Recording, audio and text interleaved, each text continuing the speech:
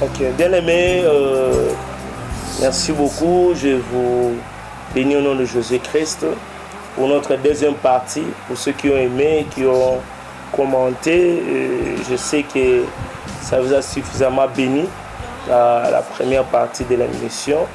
Et maintenant, là, nous voulons commencer la deuxième partie. N'oubliez pas que notre émission s'intitule Explosion de la parole. La parole de Dieu, lorsque ça sort avec une vivacité, ça impacte, ça transforme, ça bénit. Et voilà pourquoi nous avons utilisé ce mot explosion. Alors, je sais que vous avez été suffisamment bénis dans la première partie et vous avez promis que nous allons commencer la deuxième partie. Et je sais que ça sera encore une grande bénédiction. Je sais qu'on parlait déjà d'un grand thème, Covid-19, armes efficaces pour le diable dans ces temps prophétiques. Nous sommes dans l'état prophétique, on a expliqué ça dans l'émission précédente.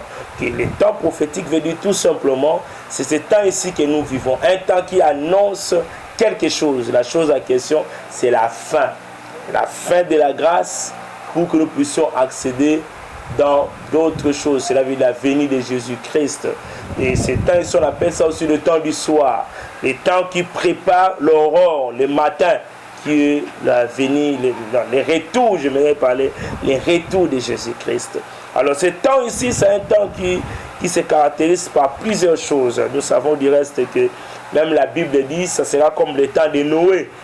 Dans l'époque de Noé, nous savons bien que la Bible dit les gens mangeaient, buvaient, se mariaient, faisaient marier leurs enfants, et cependant, le déluge les a surpris. Et de même manière, la Bible fait la parallélisme, mais ça compare ce temps-là à ce temps ici que nous sommes. Cela veut dire, c'est aussi un temps où les gens vont continuer à manger, boire, faire leurs besoins, mais soudainement, il y aura l'enlèvement. Alors, cette période-là, nous appelons ça le temps prophétique. Et nous avons dit, dans ce temps-là prophétique, le diable a plusieurs armes qu'il a disposées. Parce que le temps prophétique est caractérisé aussi par la grande moisson. Jésus-Christ, quand il va retourner, c'est pour prendre une église. Qu'on ne vous trompe pas, la fin de toutes choses est proche. Il va retourner pour prendre l'église, pour enlever son peuple, ses enfants.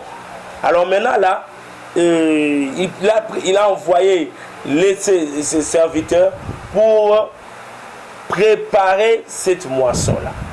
Mais le diable, ne voulant pas être perdant, lui aussi il cherche comment contrecarrer cette moisson.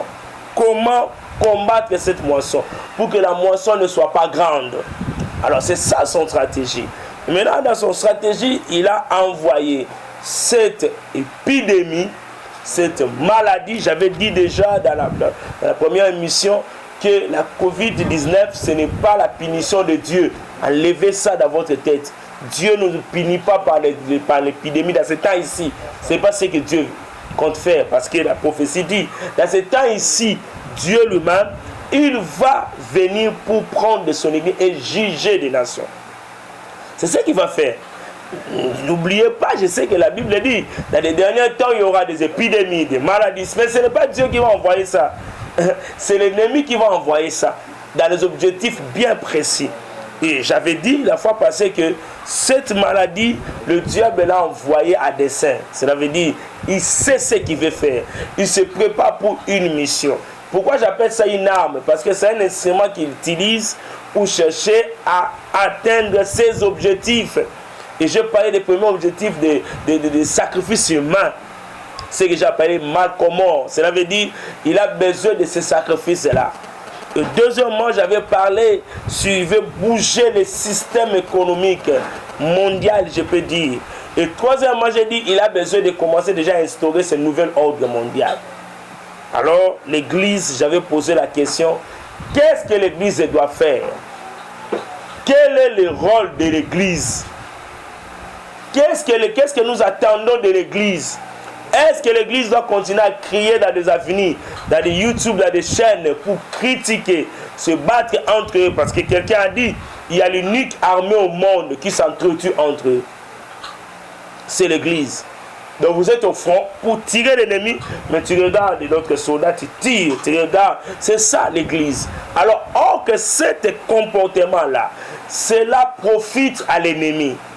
Est-ce que c'est le temps de continuer à être chrétien? Les samedis, je suis dans les boîtes de nuit.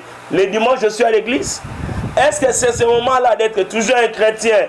Être dans un bureau, j'embrouille, je dérange le mariage ou le foyer de notre personne? Est-ce que c'est le moment où les chrétiens nous devons vivre dans l'hypocrisie spirituelle? Cela veut dire on n'est pas dans le christianisme, on fait semblant d'être chrétien. Est-ce que c'est le moment où la distraction doit dominer dans l'église? Je vous dis non. L'église a une mission. Et déjà là, je commence à entrer dans la profondeur. Donc, la deuxième partie, ça sera encore profond. La troisième, je vais enseigner ces messages. Pendant un moment, je sais que ça va vous bénir. Et je dis que pour que l'église fasse face à cette arme que l'ennemi a placée, soi-disant une épidémie qui est préparée, taillée de toutes pièces, dans des réunions secrètes. Je dis bien, dans des réunions secrètes. Voilà pourquoi l'un d'eux a pu dévoiler leurs secrets. Il a dit, je cite, je paraphrase, que dans l'Afrique, ça sera un désastre. Ça sera une catastrophe. Parce que si nous tenons l'économie, nous sommes forts, nous sommes puissants, la mort est entrée, il y a des épidémies, il y a des contaminations, c'est que là-bas, ça sera une autre chose. Je vous dis, Dieu l'a confondu. Donc c'est pour dire que lui, il a fait que dévoiler. Il ne savait pas que nous sommes les hommes spirituels, nous captons tout ce qu'eux disent. Quand il a dit ça, on a compris que lui, celui-là, il a dévoilé ce qu'ils ont préparé dans les secrets. Maintenant, là, l'église, qu'est-ce que nous devons faire? Je dis, premièrement, Dieu m'a dit, ça c'est l'ainsi dit l'Éternel, que l'Église doit élever leur spiritualité. Si nous n'élevons pas notre spiritualité, je vous dis d'avance, nous sommes déjà bouclés, tombés, on va échouer. Et cela va avoir des conséquences spirituelles, matérielles, financières dans notre vie. Et nous devons élever la spiritualité. Et pour élever la spiritualité, j'ai un texte que je te propose. La Bible dit, le roi a vu une écriture sur le mur. Mene, mene, tekel. Ça l'a embrouillé. Il s'est posé la question, quelle est la signification? Il a appelé les astrologues, il a appelé les occultistes, ils n'ont rien trouvé. Et on l'a appelé Daniel. Pendant que Daniel interprétait, parce que j'aimerais bien gagner le temps, interpréter l'écriture là, il a dit roi, peser, compter, diviser. Cela veut dire Dieu t'a pesé, il t'a trouvé tu es léger. Dieu, non seulement il a pesé, il a compté les années que tu feras dans la royauté. Et cette royauté là sera divisée. Ce qui l'intéresse c'est quoi? Peser. Écoutez-moi. On pèse par la balance. Et je me suis posé la question, quelle est la balance que l'Éternel a utilisée? Parce que le poids physique du roi n'était pas mouche, c'était quelqu'un qui avait du poids corporellement. Cela veut dire, au-delà du poids physique que l'homme peut avoir, il y a aussi le poids spirituel. Dans les pesées spirituelles, dans la balance spirituelle, le roi s'est vu qu'il était léger. Voilà pourquoi je vous dis, il y a des gens qui peuvent avoir la gabarit. Il est très fort, il s'habille bien, il parle bien, très belle. Mais spirituellement, il n'a pas du poids. Donc c'est vous qui le voyez qui pèse physiquement, mais spirituellement, il ne représente rien. Et c'est ça l'état de l'église que nous vivons maintenant. Les gens, nous partons dans les églises, nous allons dans les veillées, nous entrons dans les retraites, mais en réalité, notre spiritualité ne monte pas. Ok, je vous ai dit, le combat, l'arme que l'ennemi a préparé, si on n'est pas spirituel, on ne saura pas comment affronter cela. On ne saura pas parce qu'on sera limité. Et voilà pourquoi je vous demande de quitter le poids mouche ou faible d'accéder à une dimension élevée. Faire monter la spiritualité. Investir dans ta spiritualité. Tu investis pour que tu sois beau. Tu investis pour que tu aies de belles maisons. Tu investis pour que tu puisses avoir de beaux habits. Mais le temps qui est arrivé, dans ce temps ici de la fin, où nous devons investir dans notre spiritualité. D'autant tu cherches à paraître physiquement, nous devons aussi chercher à paraître spirituellement. Cela veut dire élever notre niveau de spiritualité. Ça fait très mal. L'église est devenue faible. Et voilà pourquoi, si nous continuons à cette attitude, le diable va nous gagner le terrain. Il va imposer ce nouvel ordre. Il va imposer ces épidémies. Où est l'église pendant qu'eux faisaient des réunions pour envoyer ce Covid-19? L'église faisait quoi? Où est l'église pendant qu'eux préparaient comment envahir, bouger l'économie mondiale? L'église faisait quoi? On dormait, je peux le dire. Mais le temps est arrivé. L'Esprit de Dieu m'a dit, allez dire à mon peuple, c'est le temps de lever leur spiritualité. C'est le temps d'investir dans la spiritualité, de prêcher le peuple de Dieu, de leur enseigner, de les amener dans la profondeur. Cesse d'être superficiel, ma soeur, mon frère. Cesse, tu fais semblant à qui Dieu nous voit. Toi-même, nous-mêmes, nous connaissons notre niveau spirituel. Est-ce que tu es dans les bons? Est-ce qu'il n'y a pas un pied dedans, un pied dehors? Est-ce qu'on n'est pas dans la distraction?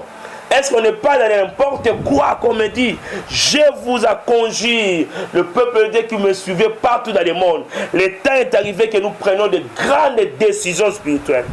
De grandes décisions, cela veut dire qu'on accepte d'investir spirituellement. Sinon, nous allons tomber. Ta taille spirituelle détermine le niveau de ta réussite dans le combat. Vous savez pourquoi David a vaincu Goliath? Ce n'était pas la taille physique. Je vous dis, c'est parce que David, spirituellement, il était déjà fort. Et ce combat ici, si spirituellement on est faible, je vous dis, on va échouer. La taille de ta spiritualité détermine les exploits que tu vas faire devant toi. Dans ce combat ici que l'ennemi nous a imposé, si nous sommes faibles spirituellement, nous serons incapables, je dis bien incapables de faire face à ces combats. Et l'esprit faible pense aussi faible. L'esprit qui est faible ne saura pas affronter des réalités spirituelles. L'esprit qui est faible, nous allons que subir des coups. Nous allons subir la volonté de l'ennemi. Alors le temps est arrivé. Dans cette deuxième partie, j'aimerais vous dire, nous devons se soulever. Nous devons investir dans notre spiritualité. Nous devons mettre des moyens pour que spirituellement nous soyons forts. Parce que c'est le spirituel qui domine sur le physique. C'est le spirituel qui a de l'ascendance sur le physique. Mais maintenant, là, regarde comment on se bat pour que nous soyons bien physiquement. Regarde comment on se bat pour nourrir, se vêtir. Et d'autant, nous devons le faire pour aussi notre spiritualité. Si nous ne conjuguons pas des efforts pour devenir forts spirituellement, écoutez-moi ce que ça va se faire. Premièrement, nous serons faibles spirituellement et l'ennemi va commencer à nous surprendre. Deuxièmement, lorsque le combat va venir, nous allons fuir parce qu'on n'a pas des armes pour faire face. Et troisièmement, lorsqu'on est faible spirituellement, écoutez-moi, la distraction aura de la place élevée à la place de ce qui est essentiel. Voilà pourquoi je vous dis déjà, enfants de Dieu, ce n'est plus le temps de la distraction. Ce n'est plus le temps de la distraction. Ce n'est plus le temps de se dérouler dans les WhatsApp, dans les Facebook et regarder de n'importe quoi. Lorsque tu vois des injures, tu télécharges. Lorsque tu vois de n'importe quoi, tu t'abonnes. Ce n'est plus ce temps-là. Le temps est arrivé où nous devons élever. Et comment, la grande question, comment investir dans la spiritualité? Que faire pour élever ta spiritualité? Qu'est-ce que l'Église doit faire? Et comment le faire? Parce que nous avons compris que lorsque notre esprit est faible, le diable aura de l'ascendance sur nous. Il va envoûter, il va détruire, il va nous imposer des épidémies, il va nous imposer un système. Les églises aujourd'hui sont fermées. C'est lui qui a imposé ça parce qu'il a envoyé une maladie pour que les églises soient fermées. Maintenant, là, qu'est-ce que l'Église doit faire? Nous devons toujours continuer à subir ce coup. Moi, je dis non. Nous ne sommes pas ce terrain de boxe. Nous ne sommes pas les candidats à recevoir des coups de l'ennemi. Alors, qu'est-ce qu'il faut faire? Nous devons élever la vie de prière. La spiritualité, on la nourrit à travers une vie de prière constante. Le diable, sachant ça, voilà pourquoi il a combattu les églises. Dis-moi, pendant le confinement, qui prend beaucoup de temps dans la prière?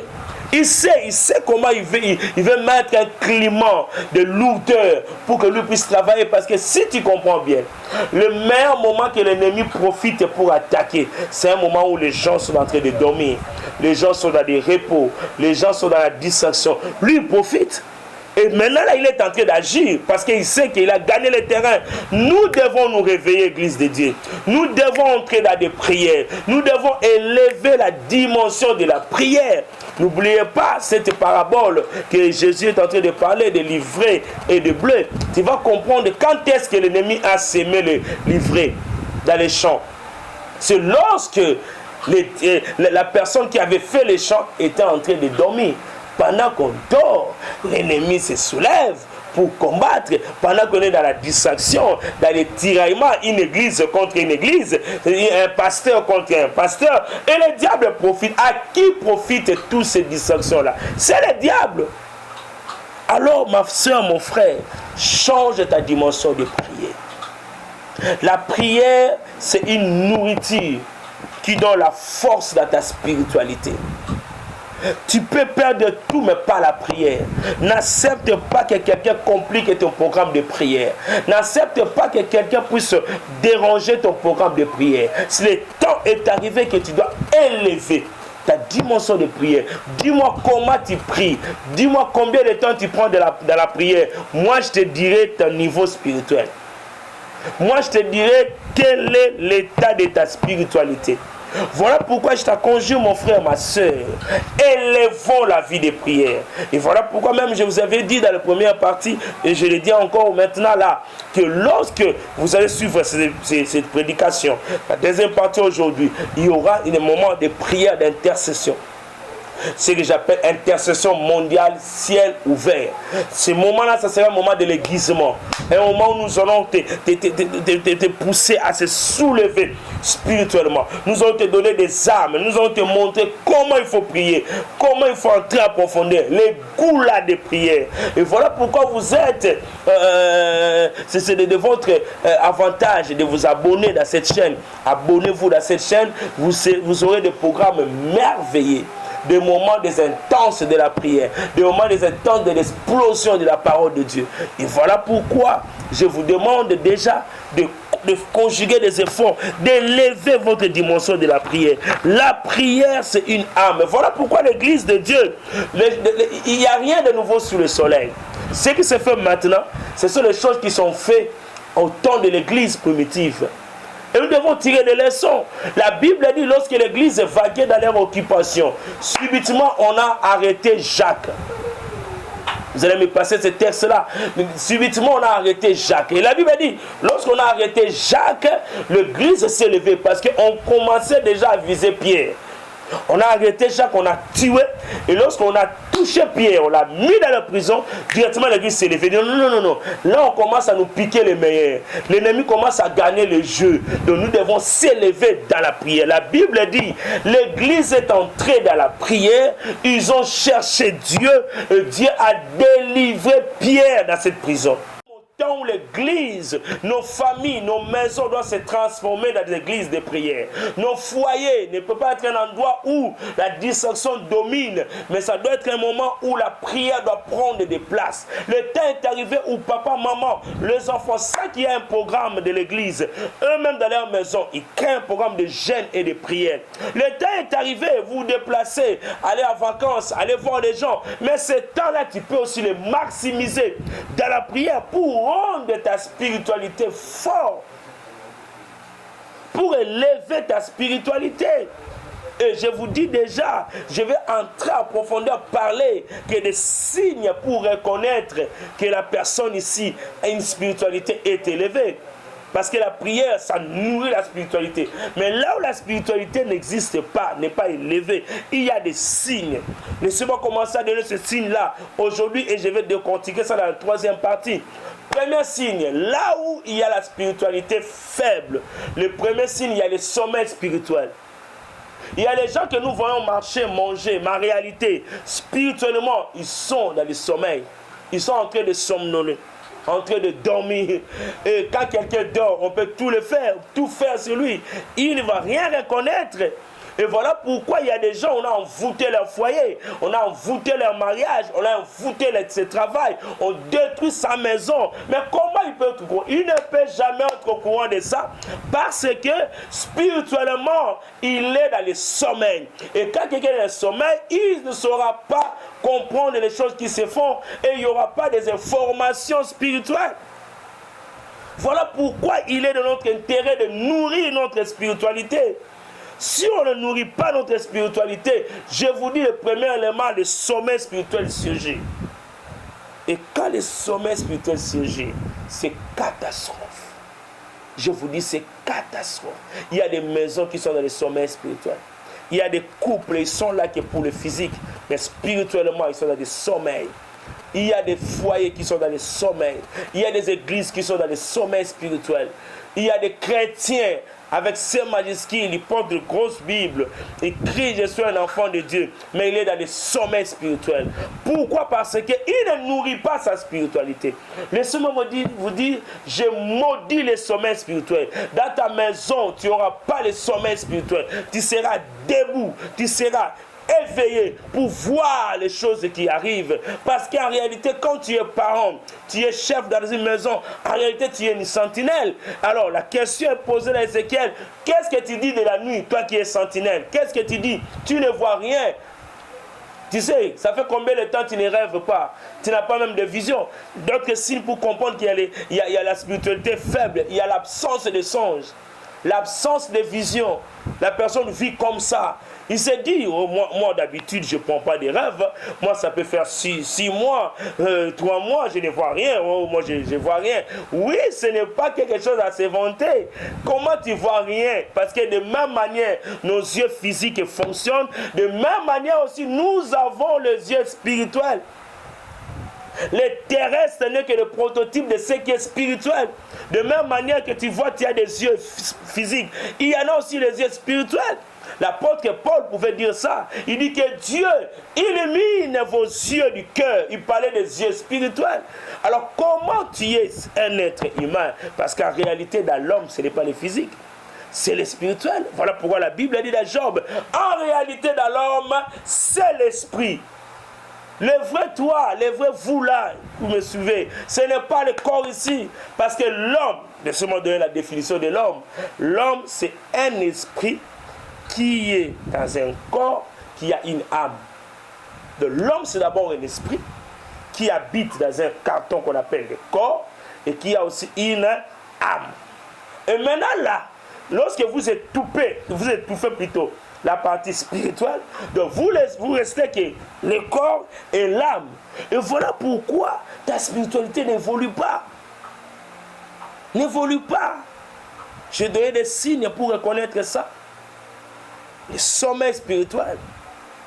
Il y a la lourdeur. Tu ne vois rien. Tes yeux sont étouffés. Tu sais voir ce qui est physique pour commenter. Mais la spiritualité, parce que Dieu a équipé l'homme pour ne pas être seulement un corporel, mais il y a aussi l'esprit en lui. Et j'aimerais aujourd'hui prier pour les gens qui sentent déjà que leur spiritualité est devenue faible. Les gens qui sentent déjà que la chair a commencé à avoir de l'ascendance, la domination sur son physique. Les gens qui sentent déjà que la prière devient un corvée pour eux. S'il dit veut prier, il doit sentir la lourdeur, la faiblesse. Tu ne sais plus le jour où tu as gêné. Tu ne sais plus le jour où tu as prié pendant 1 heure du temps. Tu ne sais plus. Christ a dit à ses disciples, comment vous n'arrivez pas même à prier pendant 1 heure du temps? C'est pour vous dire que le temps est arrivé où ces choses-là doivent être boutées dehors et lever ta spiritualité. Et lever ton esprit. Si ton esprit est élevé, dans les temps ici prophétiques dont je parle, Tu sauras vivre parce que tu vas combattre, tu vas faire face aux stratégies du diable. Mais si ton esprit n'est pas élevé, laissez-moi te dire, nous serons matés, dominés par l'ennemi. Or que la volonté de Dieu, ce n'est pas ça. La volonté de Dieu, c'est que nous puissions dominer. Voilà pourquoi en créant Adam et Ève, il a dit dominer assujetti, dominer sur les jardins. Parce que Dieu aime nous voir en train de dominer. Je vais prier pour toi. Tu peux t'agenouiller là où tu es. Tu lèves tes mains. Si réellement tu sens que ta spiritualité a déjà bougé. Tu étais l'autre fois, lorsque tu pêches, tu sentais mal au cœur. Aujourd'hui, tu peux pêcher, tu ne sens rien. L'autre fois, quand tu dormais, quand je dormais, Dieu m'a montré ceci. J'avais vu une vision. Et les choses que je vois, ça arrive. Hein? Oui, parce que ta spiritualité fonctionnait. Mais aujourd'hui, tout est bouclé. Tout est bouclé, tu ne vois rien. Les gens qui voient qu'ils sont en train déjà de tomber dans le sommeil spirituel. Je vais prier pour vous. Nous continuons avec cette série de l'explosion de la parole. Et là, demain, je vais prier. Je vais prier pour toi qui me suis. Tu es dans quel continent, je ne sais pas. Tu es dans quel pays. Mettez-vous à genoux. Priez ensemble avec moi. Levez tes mains. Saint-Esprit, je prie pour ma soeur et mon frère qui me suit là où il est. Il a besoin d'être réveillé spirituellement. Je prie, oh Dieu, élève son niveau spirituel. Élève son niveau spirituel. Je bannis la vie du péché. Je bannis la vie du sommeil spirituel. Le diable a commencé à gagner le terrain dans sa vie. Je déclare qu'il soit libéré sous la prise de l'ennemi et que sa spiritualité monte. Tu m'as dit dans ces temps ici, s'il n'y a pas des hommes et des femmes spirituels, le diable dominera. Je prie, Seigneur, laisse que ma soeur et mon frère qui me suivent, maintenant là, qu'ils soient impactés par l'Esprit de Dieu et que sa spiritualité soit élevée et que la vie de prière qu'il a perdue pendant longtemps soit restaurée au nom de Jésus-Christ. Amen.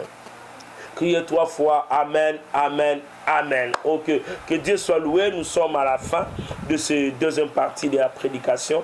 La série continue. Vous allez nous suivre prochainement. Je vous ai dit, chaque semaine, on a 3 vidéos qu'on va mettre. Alors déjà, abonnez-vous et partagez le lien. Demandez aussi aux gens de s'abonner parce que c'est aussi une manière de toi de faire l'évangélisation. Tu ne peux pas peut-être prêcher comme moi. Tu ne peux pas peut-être enseigner comme moi. Tu ne peux pas peut-être prier pour les malades comme moi. Mais tu peux le faire avec moi sans pour autant que tu puisses parler comme moi. Cela veut dire tu peux évangéliser en partageant ces liens ici. Tu peux évangéliser en demandant aux gens de s'abonner massivement. Cliquez là où on a écrit abonner. Cliquez, suivez toutes les instructions. Et je vous dis que vous serez bénis. C'est bien votre le serviteur de Dieu, le révérend Eric Wiener Numbe qui vous suivez de loin, et nos numéros de WhatsApp sont là. Vous pouvez nous appeler, vous pouvez entrer en contact avec nous, vous pouvez chercher à nous appeler pour que vous soyez bénis et bénis davantage. Appelez-nous pour nos orientations, pour des sujets de prière, pour des révélations, pour des conseils, pour des prières. Nous sommes disponibles et je pense que vous serez suffisamment bénis. Merci beaucoup, que Dieu vous bénisse.